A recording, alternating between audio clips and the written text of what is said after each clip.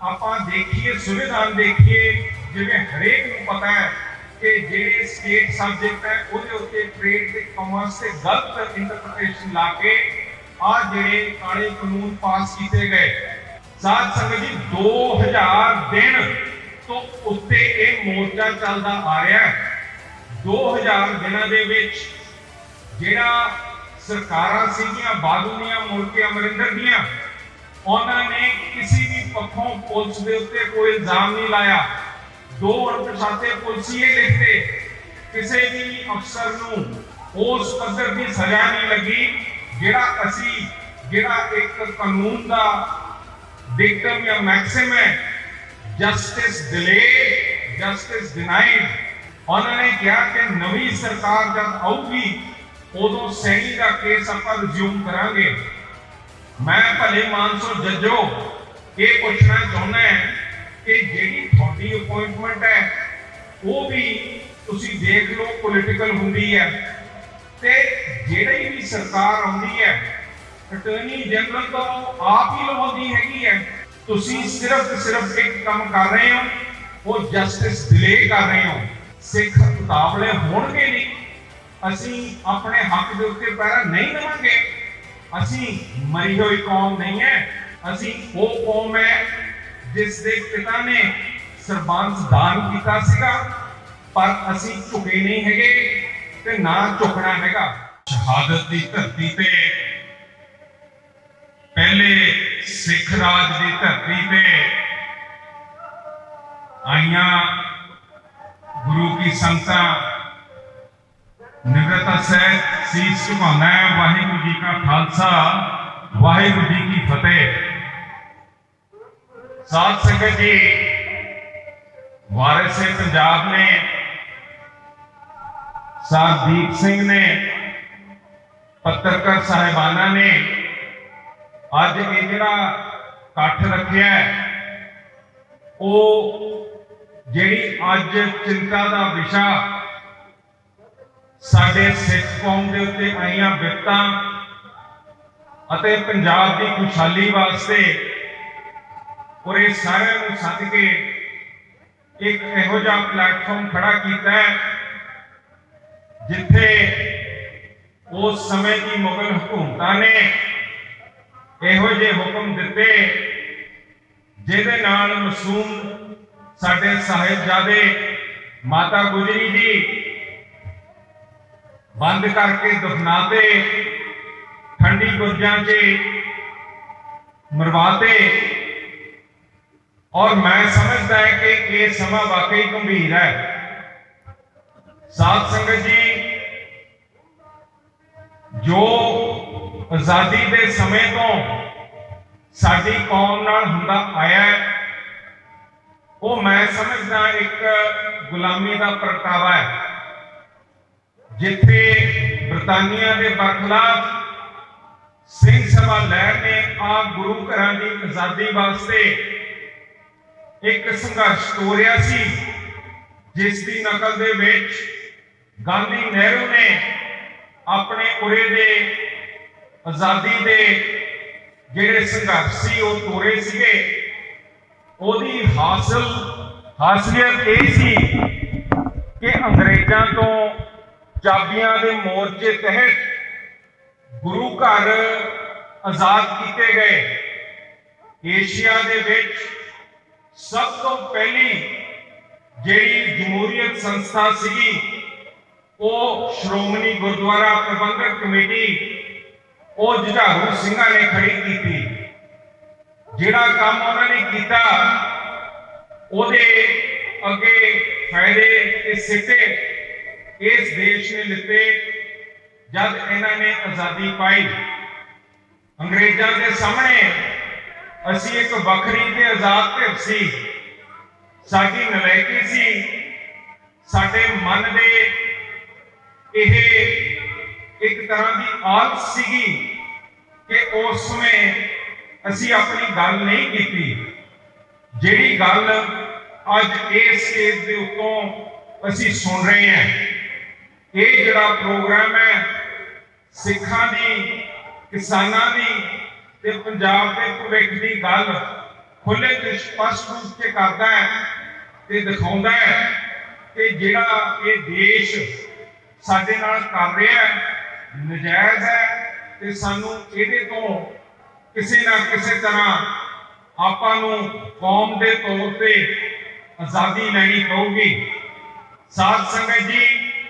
जब doctor BR Ambedkar ने संविधान खड़ा करता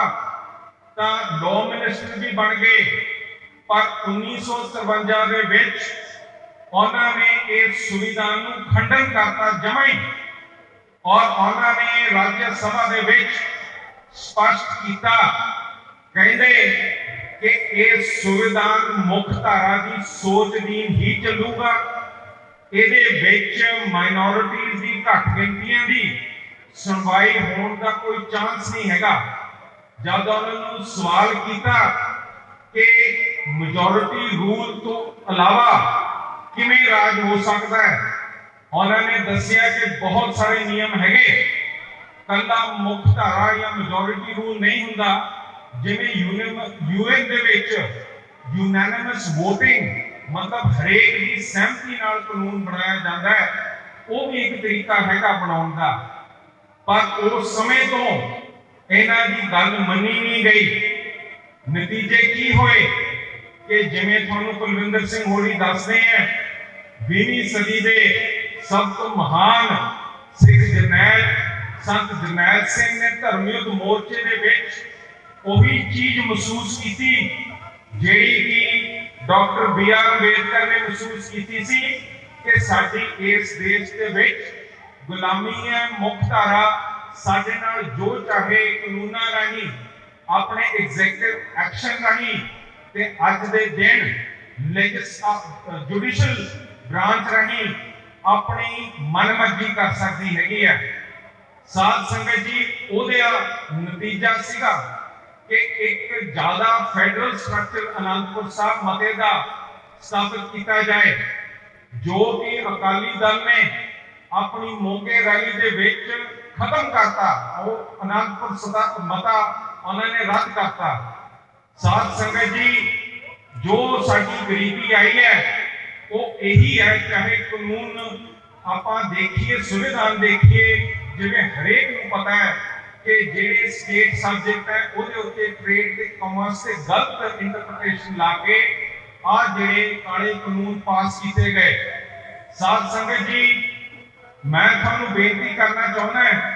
कि पिछले 2000 दिनों तो उत्ते कहण दा भाव 6 साल तो उत्ते बरगाड़ी दे विच श्रोमणी अकाली दल किसी ना किसी रूप दे विच हाजरी भर रही है। किस विषय के उत्ते? इसते कि साडे गुरु साहब जिहड़े साडे हाजर नाल दे जुंदे गुरु साहब हैं, जिन्हां नूं नतमस्तक हुंदे हैं, उन्हां दे अंग पाड़ के सुट के गंदियां नालियां च सुट के उन्हां दा कतल किया गया। उस तो उपरंत जिहड़े शांतमय रूप दे विच सिख बैठे सी, जिवें सिंह सभा लैब ते ननकाना साहब, उन्हां दे उत्ते सुमेध सैनी, उमरान नंगल शर्मा, उन्होंने नजायज गोली चला के उन्होंने खत्म किया। साध संगत जी, 2000 दिन तो उत्ते यह मोर्चा चलता आ रहा है। 2000 दिनों के विच जिहड़ा सरकारां सीगियां बादल दियां मुड़ के अमरिंदर दियां, उन्होंने किसी भी पक्षों पुलिस के उत्ते कोई इल्जाम नहीं लाया। 2 अणपछाते पुलिसिए लिखते, किसी भी अफसर नूं उस पद्धर की सजा नहीं लगी जिहड़ा एक कानून का डिक्टम या मैक्सिम है, जस्टिस डिलेड जस्टिस डिनाइड, उन्होंने असीं सोच सकीए कि इन्होंने लागू साडे उत्ते नहीं किया। इन्होंने हरेक पक्षों कानून, चाहे तुसीं हुण सागवां ते शरावत दीयां जजमेंटां हाई कोर्ट से देख लो, उहदे विच उन्होंने कहा हैगा कि एक तो केस प्रूव नहीं होता, एक पासे कहता हैगा कि ये पॉलिटिकल प्रोसेस से अनड्यू इन्फ्लुएंस के विच केस लड़िया जा रहा है। उन्होंने कहा कि नवी सरकार जब आऊगी उदों सैनी का केस आपां रिज्यूम करांगे। मैं भले मानसो जजो ये पूछना चाहना है कि ਜਿਹੜੀ ਤੁਹਾਡੀ ਅਪਾਇੰਟਮੈਂਟ ਹੈ ਉਹ ਵੀ ਤੁਸੀਂ ਦੇਖ ਲਓ ਪੋਲੀਟੀਕਲ ਹੁੰਦੀ ਹੈ ਤੇ ਜਿਹੜੀ ਵੀ ਸਰਕਾਰ ਆਉਂਦੀ ਹੈ ਅਟਾਰਨੀ ਜਨਰਲ ਤੋਂ ਆਪ ਹੀ ਲਵਾਉਂਦੀ ਹੈਗੀ ਹੈ ਉਹ ਤਾਂ ਪਿਓਰਲੀ ਪੋਲੀਟੀਕਲ ਪ੍ਰੋਸੈਸ ਹੈਗਾ ਉਹ ਪੋਲੀਟੀਕਲ ਪ੍ਰੋਸੈਸ ਨੂੰ ਤੁਸੀਂ ਕਿਵੇਂ ਤੋੜ ਸਕਦੇ ਹੋ ਜੇ ਕਾਂਗਰਸ ਦੀ ਸਰਕਾਰ ਆਊਗੀ ਤਾਂ ਕਾਂਗਰਸ ਨੇ ਆਪਣਾ ਅਟਾਰਨੀ ਜਨਰਲ ਲਾਣਾ ਹੈ ਜੇ ਅਕਾਲੀਆਂ ਦੀ ਆਈ ਹੈਗੀ ਹੈ ਉਹਨਾਂ ਨੇ ਆਪਣਾ ਲਾਇਆ ਹੈਗਾ ਫਿਰ ਮੈਨੂੰ ਜਸਟਿਸ ਕੀ ਆਪਣੇ ਹਾਈ ਕੋਰਟ ਦੇ ਜਸਟਿਸ ਹੋ ਮੈਨੂੰ ਸਮਝਾਓ ਕਿ ਇਹਦੇ ਉੱਤੇ ਅਨਡਿਊ ਇਨਫਲੂਐਂਸ ਕਿਵੇਂ ਨਹੀਂ ਆਣਾ ਤੁਸੀਂ ਸਿਰਫ ਇੱਕ ਕੰਮ ਕਰ ਰਹੇ ਹੋ ਉਹ ਜਸਟਿਸ ਡਿਲੇ ਕਰ ਰਹੇ ਹੋ ਔਰ ਉਹਦੇ ਨਤੀਜੇ ਕੀ ਹੈ ਜਿਵੇਂ ਤੁਸੀਂ ਹੁਣ ਦੇਖ ਚੁੱਕੇ ਹੋ ਸਿੱਖਾਂ ਨੇ ਬਰਦਾਸ਼ਤ ਨਹੀਂ ਕਰਨਾ ਆਪਣਾ ਗੁਰੂ ਸਾਹਿਬ ਦਾ ਕਤਲ ਸਬਰ ਅਸੀਂ ਕੀਤੀ ਹੈ ਅਸੀਂ ਬਹੁਤ ਮਿੰਨਤਾਂ ਤਰਲੇ ਕੀਤੀਆਂ ਪਰ ਤੁਸੀਂ ਨਾ ਸਾਨੂੰ ਕਿਸੇ ਲੈਜਿਸਲੇਸ਼ਨ ਤੁਸੀਂ ਦੇਖੋ ਕਿੰਨੀ ਭਿਆਨਕ ਤੁਸੀਂ ਬਣਾਈ ਹੋਈ ਹੈ ਜਿਹੜਾ ਗੁਰਦੁਆਰਾ ਐਕਟ ਧਾਰਾ 51 ਹੈ ਉਹ ਕਹਿੰਦਾ ਹੈ ਕਿ the term of a member of the SGPC will be 5 years or until the next board is elected ਇਹਦਾ ਮਤਲਬ ਕਿ ਐਸਜੀਪੀਸੀ ਦੇ ਚੋਣ ਨਹੀਂ ਹੋਏ ਤਾਂ ਉਹੀ ਬੰਦੇ ਐਸਜੀਪੀਸੀ ਚਲਾਈ ਜਾਣਗੇ ਜਮਹੂਰੀਅਤ ਦਾ ਕੀ ਫਾਇਦਾ ਹੁੰਦਾ ਹੈ ਜਮਹੂਰੀਅਤ ਇੱਕ ਇਹੋ ਜਿਹੀ ਸੰਸਥਾ ਹੈ ਜਿਹਦੇ ਵਿੱਚ ਲੋਕ ਅਮਨ ਪਸੰਦ ਤਰੀਕੇ ਨਾਲ ਆਪਣਾ ਮਤਦਾਨ ਦੇ ਕੇ ਆਪਣੇ ਸੰਸਥਾਵਾਂ ਨੂੰ ਉਸ ਰਾਹ ਤੇ ਤੋਰਦੇ ਆ ਜਿਹੜੇ ਉਹ ਠੀਕ ਰੱਖਦੇ ਆ ਉਹਦੀ ਮਾਨਤਾ ਹਰੇਕ ਕੌਮ 'ਚ ਹਰੇਕ ਮੰਨਦਾ ਹੈਗਾ ਪਰ ਜੇ ਤੁਸੀਂ ਜਮਹੂਰੀਅਤ ਹੋਣੀ ਨਹੀਂ ਦੇਣੀ ਅੱਜ ਐਸਜੀਪੀਸੀ 10 ਸਾਲਾਂ ਦੀ ਚੁਣੀ ਨਹੀਂ ਹੋਈ ਇਹੀ ਐਸਜੀਪੀਸੀ ਵਾਲਿਆਂ ਨੇ ਮਾਫੀਨਾਮਾ ਸੱਚੇ ਸਾਹਿਬ ਜਿਹਨੇ ਬਲਾਤਕਾਰ ਤੇ ਮਰਡਰ ਕੀਤਾ ਹੋਇਆ ਉਹਨੂੰ ਲਿਖਾ ਕੇ ਦਿੱਤਾ ਤੇ 90 ਲੱਖ ਰੁਪਏ ਉਹਦੇ ਐਡਵਰਟਾਈਜ਼ਮੈਂਟ ਕਰਤੀ ਹੈਗੀ ਫਿਰ ਸਾਡੇ ਤੇ ਵਿਤਕਰੇ ਹੋਣਗੇ ਨਹੀਂ ਸਿੱਖ ਮੁਕਾਬਲੇ ਹੋਣਗੇ ਨਹੀਂ ਅਸੀਂ ਆਪਣੇ ਹੱਕ ਦੇ ਉੱਤੇ ਪਹਿਰਾ ਨਹੀਂ ਦੇਵਾਂਗੇ ਅਸੀਂ ਮਰੀ ਹੋਈ ਕੌਮ ਨਹੀਂ ਹੈ ਅਸੀਂ ਉਹ ਕੌਮ ਹੈ ਜਿਨੇ ਦੋ ਸਾਹਿਬਜ਼ਾਦੇ ਉਰੇ ਗਵਾਏ ਤੇ ਬਾਬਾ ਬੰਦਾ ਸਿੰਘ ਬਹਾਦਰ ਵੀ ਇੱਥੇ ਇੱਕ ਨਾਲ ਇੱਕ ਖਟਾ ਕੇ ਗਿਆ ਸੀਗਾ ਤੁਸੀਂ ਸਾਨੂੰ ਜਿੰਨਾ ਦਬਾਉਣ ਦੀ ਕੋਸ਼ਿਸ਼ ਕਰਦੇ ਹੋ ਸਾਡੇ ਨੇਚਰ 'ਚ ਨਹੀਂ ਹੈ ਕਿ ਅਸੀਂ ਦਬਾਂਗੇ ਸਾਨੂੰ ਉਰੇ ਦੀਆਂ ਹਕੂਮਤਾਂ ਨੇ ਜਿਹੜੇ ਸਾਡੇ ਸਾਹਿਬਜ਼ਾਦੇ ਹੈ ਉਹਨਾਂ ਨੂੰ ਸੱਪ ਦੇ ਬੱਚੇ ਕਿਹਾ ਸੱਪ ਦੇ ਬੱਚੇ ਤੇ ਉਹਦੇ ਬਾਅਦ ਹਰੇਕ ਸਿੱਖ ਜਿਹੜਾ ਸੱਪ ਦਾ ਬੱਚਾ ਜਿਹਨੂੰ ਕਹਿੰਦੇ ਆ ਭਟੰਗੀ ਅਸੀਂ ਅੱਜ ਆਪਣੇ ਬੱਚਿਆਂ ਨੂੰ ਭਟੰਗੀ ਕਰਦੇ ਆ ਅਸੀਂ ਸੱਪ ਦੇ ਬੱਚੇ ਆ ਤੇ ਅਸੀਂ ਖਾਈ ਜਾਣਾ ਤੇ ਇਦਾਂ ਹੀ ਸੋ ਸਾਧ ਸੰਗਤ ਜੀ ਅੱਜ ਜਿਹੜੇ ਉਰੇ ਅਸੀਂ ਆਪਾਂ ਖੜੇ ਆ ਆਪਾਂ ਨੂੰ ਬਿਲਕੁਲ ਆਪਣੇ ਹੱਕ ਹਕੂਕ ਤੇ ਪਹਿਰਾ ਦੇਣਾ ਚਾਹੀਦਾ ਹੈ ਅਸੀਂ ਉਹ ਕੌਮ ਹੈ ਜਿਸ ਦੇ ਪਿਤਾ ਨੇ ਸਰਬੰਸ ਦਾਨ ਕੀਤਾ ਸੀਗਾ ਪਰ ਅਸੀਂ ਝੁਕੇ ਨਹੀਂ ਹੈਗੇ ਤੇ ਨਾ ਝੁਕਣਾ ਹੈਗਾ ਵਾਰਿਸੇ ਪੰਜਾਬ ਤੁਹਾਡੀ ਜ਼ਿੰਮੇਵਾਰੀ ਹੈ ਆਪਣੇ ਸਿੱਖਾਂ ਨੂੰ ਆਪਣੇ ਬਣਦੇ ਹੱਕ ਤੇ ਪਹਿਰਾ ਦੇਣਾ ਤੁਹਾਡੀ ਜ਼ਿੰਮੇਵਾਰੀ ਹੈ ਆਪਣੇ ਹਿੰਦੂ ਵੀਰਾਂ ਦੇ ਹੱਕ ਤੇ ਪਹਿਰਾ ਦੇਣਾ ਤੇ ਤੁਹਾਡੀ ਜ਼ਿੰਮੇਵਾਰੀ ਹੈ ਆ ਜਿਹੜਾ ਇੱਕ ਪਾਸੇ ਦਾ ਸੂਬਾ ਹੈ ਉਹ ਪੂਰਾ ਪੰਜਾਬ ਮੰਨਣਾ ਤੇ ਸਾਡੇ ਮੁਸਲਮਾਨ ਵੀਰਾਂ ਦੇ ਹੱਕ ਤੇ ਵੀ ਪਹਿਰਾ ਦੇਣਾ ਹੈ ਅੱਜ ਸਾਡੇ ਟਰੱਕ ਵਾਲੇ ਸਾਡੇ ਜ਼ਿਮੀਂਦਾਰ ਸਾਡੇ ਮੈਨੂਫੈਕਚਰਰ ਉਹ ਲਹਿੰਦੇ ਪੰਜਾਬ ਤੋਂ ਵਾਂਝੇ ਹੋਏ ਆ ਜਿੱਥੇ ਸਾਡੀਆਂ ਉਰੇ ਬਣਦੀਆਂ ਚੀਜ਼ਾਂ ਜਿਵੇਂ ਕੋਈ ਆਪਣਾ ਥ੍ਰੈਸ਼ਰ ਹੈਗਾ ਉਹ ਇੱਥੋਂ ਲਦਾ ਕੇ ਫੈਕਟਰੀ ਤੋਂ ਚੱਕ ਕੇ ਗੁਜਰਾਤ ਲੈ ਕੇ ਜਾਣਾ ਪੈਂਦਾ ਹੈ ਗੁਜਰਾਤ ਤੋਂ ਆਪਾਂ ਇੱਕ ਕਿਸ਼ਤੀ 'ਚ ਪਾ ਕੇ ਦੁਬਈ ਭੇਜਦੇ ਆ ਦੁਬਈ ਤੋਂ ਜਾ ਕੇ ਕਰਾਚੀ ਆਉਂਦਾ ਕਰਾਚੀ ਤੋਂ ਜਾ ਕੇ ਆਹ ਵਾਘਾ ਬਾਰਡਰ ਜਿਹੜਾ ਸਾਡੇ ਤੋਂ 200 ਕਿਲੋਮੀਟਰ ਹੈ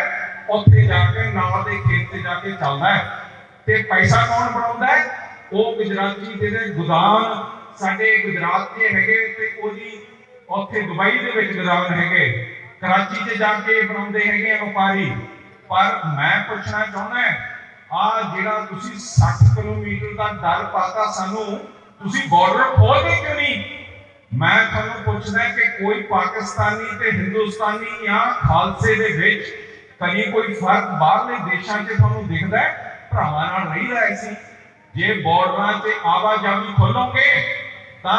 ਕੱਲੇ ਪੰਜਾਬ ਦਾ ਨਹੀਂ, ਪੂਰੇ ਭਾਰਤ ਦਾ 1% GDP 1% GDP ਦਾ ਵਾਧਾ ਹੋਊਗਾ, ਕਿਉਂਕਿ ਵਪਾਰ ਚੱਲੂਗਾ। ਸਾਡੇ ਇਤਿਹਾਸਿਕ ਵਪਾਰ ਦੇ ਰੂਟ ਅੱਜ ਸੈਂਟਰਲ ਏਸ਼ੀਆ 'ਚ ਹੈਗੇ, ਅਫਗਾਨਿਸਤਾਨ 'ਚ ਹੈਗੇ, ਅੱਜ ਤਾਲਿਬਾਨ ਵੀ ਤੁਹਾਨੂੰ ਮਾਨਤਾ ਦੇ ਰਿਹਾ ਹੈਗਾ, ਉਹਦੇ ਨਾਲ ਵੀ ਗੱਲ ਹੋ ਰਹੀ ਹੈਗੀ ਹੈ। ਕਹਿਣ ਦਾ ਭਾਵ ਇਹ ਹੈ, ਸੈਂਟਰ ਜਿਹੜੀ ਗੈਟ ਸਭ ਤੋਂ ਪਹਿਲਾਂ ਸੰਸਥਾ ਖੜੀ ਹੋਈ ਸੀ, ਇੰਡੀਆ ਉਹਦਾ ਸਿਗਨੇਟਰੀ ਹੈ, ਪਾਕਿਸਤਾਨ ਉਹਦਾ ਸਿਗਨੇਟਰੀ ਹੈ, ਉਹ ਅੱਜ WTO ਦੇ ਅਧੀਨ ਫ੍ਰੀ ਟ੍ਰੇਡ ਕਿਉਂ ਨਹੀਂ ਖੋਲਦੇ? ਸਾਡੀ ਆਰਥਿਕਤਾ ਦੇ ਉੱਤੇ ਇੰਨਾ ਵਾਧਾ ਹੋ ਸਕਦਾ ਹੈ ਕਿ ਆਪਣਾ ਪੰਜਾਬ ਖੁਸ਼ਹਾਲ ਹੋ ਸਕਦਾ ਹੈ। ਸਾਡੇ ਪਾਣੀ ਡੁੱਬੀ ਜਾ ਰਹੇ ਹੈ, ਸਾਡੇ ਕਨਾਲ ਨਹੀਂ ਇਹਨਾਂ ਨੇ ਬਣਾਏ ਹੈਗੇ, ਇਹ ਸਾਰੇ ਕੰਮ ਕਰਨ ਵਾਲੇ ਹੈ। ਸੋ ਤੁਸੀਂ ਜਿਹੜੀ ਧਰਤੀ ਦੇ ਉੱਤੇ ਖੜ ਕੇ